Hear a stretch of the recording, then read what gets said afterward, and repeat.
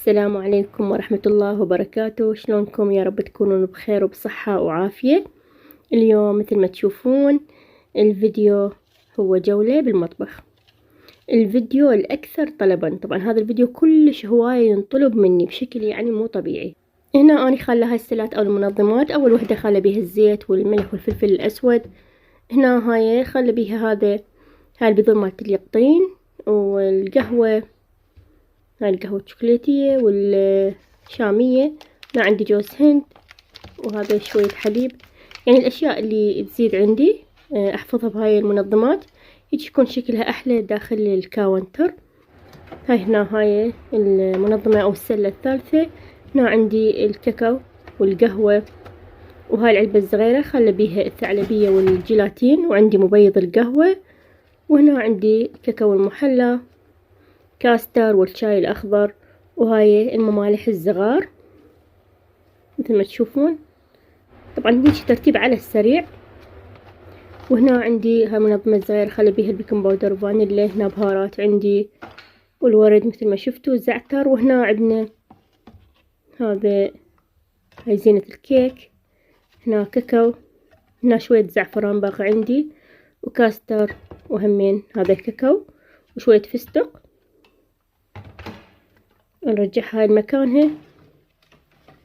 وهنا عندي بالعلبة ذيك بيها ألوان، هاي الفوق الملونات الغذائية. وهنا بهاي السلة خلي بيها الجلي، أنواع الجلي. وعندي هذا اللي يزيد من الشاي من خالته. هنا هاي عندي خمرة، هذه هي أشوفكمها بالكاونتر من بعيد. وذيك السلة الجوزية، هاي الأشياء النواعم هاي اللي تزيد أخليها بيها. هسه أشوفكم الكاونتر الجوا. طبعا هنا أني جامعة الأجهزة الكهربائية، مثل القلاية الهوائية، العجانة، السلقة مالت البيض والطاحونة والخبازة والغلاية والخلاط، يعني كل هاي الأجهزة. ثرامة اللحم والكابسة مالت الصاج ومحضرة الطعام وجهاز الوافل. يعني أي جهاز كهربائي عندي أنا هنا خالته. يعني هيك أخلي كل شيء بمكان، يعني على مود لا أظل أدور عليه. وما أحب يعني أخلي الأجهزة فوق الكاونتر، فقط القلاية الهوائية لأن دائما أحتاجها. وهاي الستاند مالت البهارات اللي شفتوه بالبداية. هنا أني بالجهة اللي تكون مقابل الكاونتر هنا عندنا السنك. هنا خلي البهارات اللي تكون حب أو الصحيحة والخمرة يعني والجوة. هنا خلي الجدورة وجوه كلش. عندي هنا هذا الهاون وسلة جامعة بيها كل البلاستيكات. وهنا عندي هاي اليف أو الجلاف مالت المواعين والمنظفات، يعني جوا الحوض مباشرة. وهنا عندي القلايات والجدورة فوق والقواري. وخالي الأغطية مالت الجدورة بهيجي منظم. وهاي عندي هاي الطاوة مالت البانكيك. هاي هنا كمان السينك. ومثل ما تشوفون عندي سلة على مود أصفي عليها المواعين اللي أغسلهم. وهنا هذا الكاونتر اللي معلق جامعة بيه كل الأشياء اللي تكون زجاجية. وهاي هنا هذا شكلها، والبايركس والكاسات اللي استعملهم، يعني اللي احتاجهم اسوي بهم كيك او حلويات. هنا هاي الخانة همين بيها هذا البطل مالت المي انا هنا خلتها، والعصارة مالت الحمضيات. وهنا بايركس همين جوا. هاي كملنا منها. هاي الخانة اني نادرا ما افتحها، يعني هيجي مثل ما تشوفون بيها مجرين صغار. هاي كلش قليلة استعملها. خلي بيها الاشياء الناعمة، يعني مثلا مفاتيح، خواشيق الشاي، جداحة، يعني شخاطة، اي شي يعني ما احتاجه هواية، والاكواب الورقية. وجوا مباشرة هذا الكاونتر. طبعا هذا ما بي رخامة، فأنا خليت له هذا المفرش. بأول مجر عندي هنا الأكياس مالت الفرن، وعندي الكفوف. وهنا خال ورق الزبدة. وهذا الكلينس المبلل، هذا استعمله يعني على مود أمسح به الأجهزة. وهنا هذا النايلون الشفاف. وعندي هنا هاي المناديل مالت المطبخ والأعواد الخشبية جوا. وعندي سفرة، هنا هاي جامعتهم جوا. عندنا هنا هاي المواعين يعني خالي فوق مواعين والجو خالي مواد غذائية.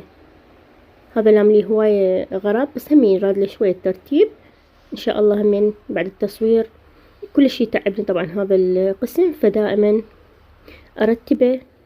قد ما أرتبه يبقى يعني شكله ما منظم، لأن بيه هواية ألوان.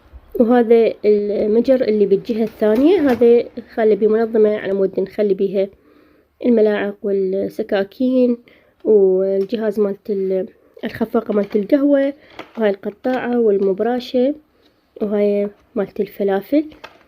هذا المجر همين كل شي تعب، يعني قد ما نحاول نرتب بيه همين يرجع يعني من أول ما ناخذ من عنده خاشوقة تشوفوه رأسا تخربط.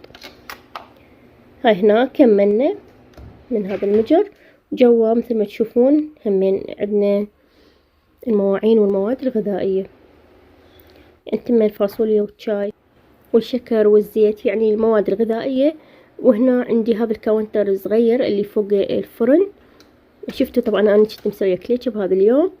هنا جامعة القوالب مالت الكيك، يعني القوالب أو الصواني اللي أحتاجها أسوي بيها كيك وحلويات وكب كيك. وهنا عندي هذا مال تزيين الكيك، وهاي الأكواب مالت القياس. هنا جمعة بهاي السطلة. خلي هنا هاي القطاعات. هنا جوا عندنا مالت السمبوسة وقطاعات ومالت الكليتش همين. هنا خلتهم جوا هنا. وهاي مالت القهوة الدلة الصغيرة. هنا عندي الورقيات، يعني أوراق الكب كيك وورقة القلاية الهوائية. هنا أنا خلتهم بهاي السلة، يعني هيك شكو شي جمعته بسلة منفصلة. مثلا هاي السلة للسيليكونات، قوالب السيليكون، قوالب الثلج، والخفاقة السيليكون والسباتولا. هنا عندي بهاي السلة الثانية الزينة مالت الكيك والكريمة والأقماع، وهاي المناخل الصغار والأكياس همين مالت التزيين ومالت الكريمة. هاي السلة هنا خالة القوالب، مثل القوالب المعمول. عندنا قوالب مالت الجلي والكريم كراميل، وعندي هذا القالب مالت البرجر، وهاي القوالب مالت الآيس كريم همين. وهنا عندي بهاي السلة جمع الخشبيات، يعني القطاعات أو الشوبك والمواعين الصغار اللي تكون خشبية. هاي هنا كملنا من عنده. وعندي بيه مجر صغير جمع بيه الأكواب، أكواب القياس والميزان والملاعق همين القياسية. هاي كملنا من هذا الكاونتر الصغير. طبعا أنا كل واحد جايبته يعني الوحدة، ما جايبته سوا. الكاونتر طبعا مثل ما تشوفون يعني قديم، وأنا هيك جمعتهم. عندي هنا بهاي السلة، هاي زادت من المجر مالت الأكواب الورقية يعني ما كفهم، فخليتهم هنا بسلة البصل والبوتيتة وخليتهم بهاي الجهة.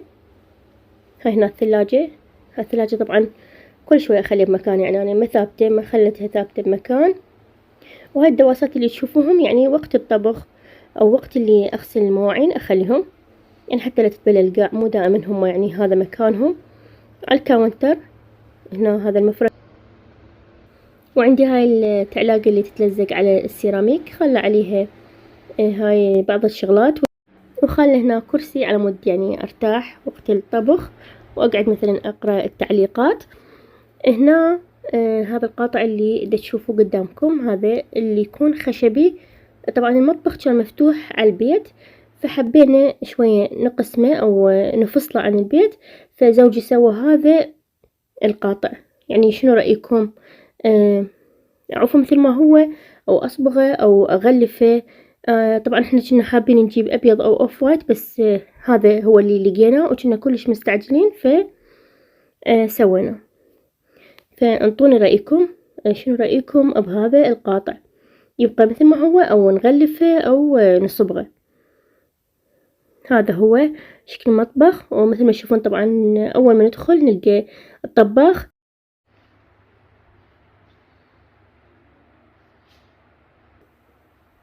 هاي هنا طبعا بالليل أنا خليت بردة، هو بدون بردة يكون أحلى، هيجي يكون منور. هنا كنت أنا طبعا مسوية طرشي مثل ما تشوفون طرشي الخيار. فقلت أكمل تصوير وبعدين أبلش بالطرشي أكمله. ما تعرفون ايش قد ترددت بتصوير هذا الفيديو، يعني دائما تطلبوا مني، بس أنا كنت لاغية فكرة إنه أصور المطبخ، بس التعليقات اللي شفتها والطلبات على المطبخ خلتني يعني استعجلت وقلت لازم أصوره، فصورت لكم إياه وإن شاء الله يكون اليوم يعجبكم هذا الفيديو. بالنسبة للدرع اليوتيوب، كل شوية أنا أخليه بمكان، يعني ما أعرف ليش أغراضي كل شوية نقله شي منه وخلته هنا. الدرع يعني خليته أول شي على الحائط، بعدين عجبني إنه أخذه وأخليه على القاطع اللي شفتوه. نفس الشي بالنسبة للبراد هذا، يعني مكانه همين مثابت، مرات أخليه هنا ومرات أخليه بصف الثلاجة. وهنا صار الصبح طبعا وأنا بعدني أصور بالمطبخ، لأن كل شوية أغير المكانات يعني ما ثابتة. بالنسبة للدرع مثل ما قلت لكم، هنا خليته على هذا القاطع الخشبي، وانتو شنو رأيكم؟ يعني يبقى هنا أو على الحائط أحلى؟ يعني انطوني رأيكم. وهمين بالنسبة لسلة البصل، هنا أني مرات أخليها ومرات يعني أخليها يم الثلاجة. هنا غيرت مكاناتهم، يعني البراد خليته هنا والسلة رجعتها بمكان البراد. إن شاء الله يكون عجبكم هذا الفيديو وحبيتوا. ألتقيكم بالفيديو القادم إن شاء الله. مع السلامة.